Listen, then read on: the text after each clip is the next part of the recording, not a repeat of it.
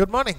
A beautiful day, and I welcome you once again in the name of our Lord and Savior Jesus Christ to this imperishable seed series. As you continue to listen, I pray that you are blessed by what you hear. So we are meditating on David, and David, the man after God's own heart. David here in 1 Samuel chapter 16 verses 14 to 23, we read Saul, who has lost his anointing, is tormented by the evil spirits. And at that point, someone suggests in the courtyard that let's bring a musician who can play music so that the king will feel more relaxed and relieved. Right? So one of the servant makes a suggestion to bring David. Right? Let me read that verse.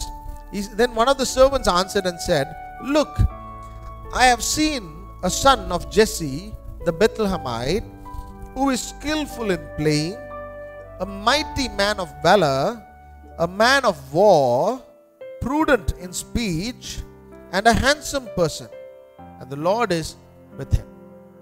Right? See, this is God's choice. Yesterday we saw when Samuel was there to anoint, he was left out as a shepherd boy. He was not brought into that meeting. Right? However, God brought him, anointed him, and we see why. Because God saw this person as he is skillful in playing the music instrument. He is a mighty man of valor. He is a man of war. He is prudent in speech, a handsome person. And the Lord is with him. The Lord was with him. So he chose him. Right? Today, how do people see you? And when people see you, do they see you as a person whom the Lord is with? Today, you and I need to take up this challenge. Right? See, we need to understand when God anointed, right? We should also see how the way the Lord arranges David's move from the field into the palace. Right? From the field into the palace. Right? And who invites him into the palace? It is Saul. Saul invites, the first king invites the second king unknowingly into his palace, into his presence, to relieve him of the evil spirits that is tormenting him.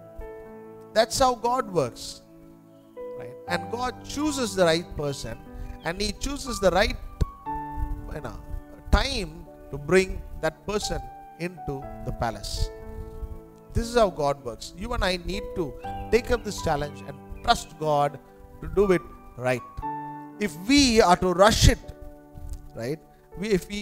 God always does it gradually, not suddenly. Today you are anointed, tomorrow you are not placed. Right?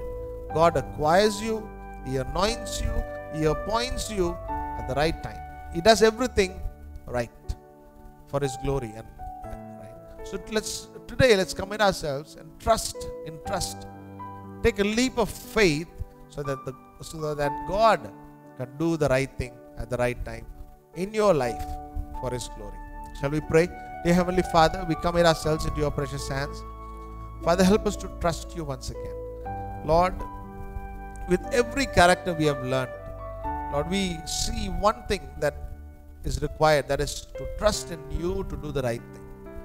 Lord, as we trust in you, we believe that you will do the right thing for the glory of your name. And we thank you and ask all these things in the mighty name of our Lord and Savior Jesus Christ. Amen.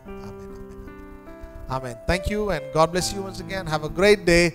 I'll see you tomorrow.